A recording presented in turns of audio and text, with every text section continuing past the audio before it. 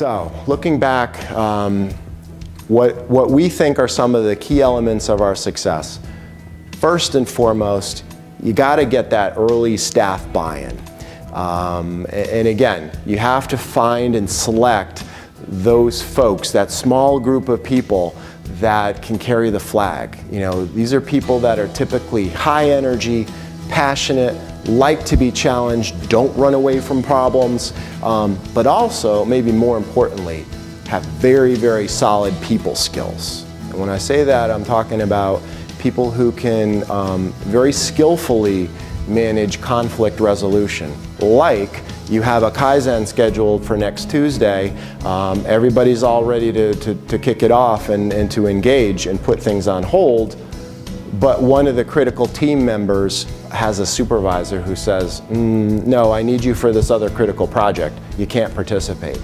Having people that can navigate and work through those conflicts and those issues so that the critical stuff gets done, but also the commitment to making these changes and making these events happen also happens. Very, very important. Again, you know, employees, I think, in the public sector and the private sector are feeling a little bit of stress these days. There's quite a bit of anxiety about the economy and the safety and security of jobs.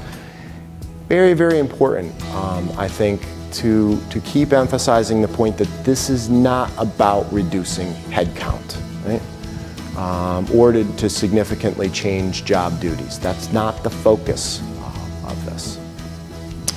Making lean voluntary and collaborative versus mandatory.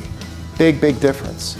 You know, I've seen organizations, particularly in the private sector, that use tools similar to lean, but you know, there's stringent metrics that are applied. You know, certain departments or managers are required to do X projects per quarter, per month, or per year, whatever it is.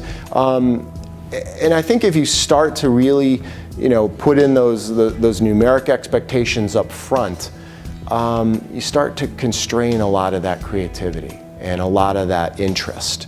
That buzz, if you will, starts to go away. Because if you ask somebody to basically complete a project, and that's all there is, a lot of times what you're going to get back is somebody saying, okay, fine, I'll give you your project, and then when I'm done, I'm going to go back to my day job. There's a huge, huge difference. So. And then lastly, focus on getting some early and easy wins.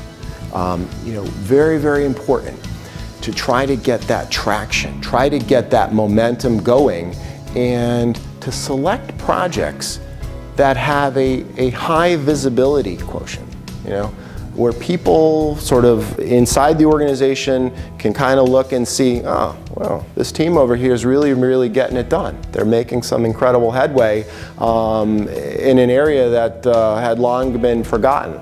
That's interesting. I would also say, use peer pressure as a manager or as a leader if you can. Because an interesting dynamic that I've seen in my office is where, you know, one team will sign up early on to start doing things and start getting accomplishments and start getting recognition.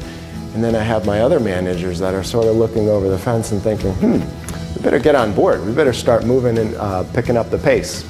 And so that's an interesting thing to see as well.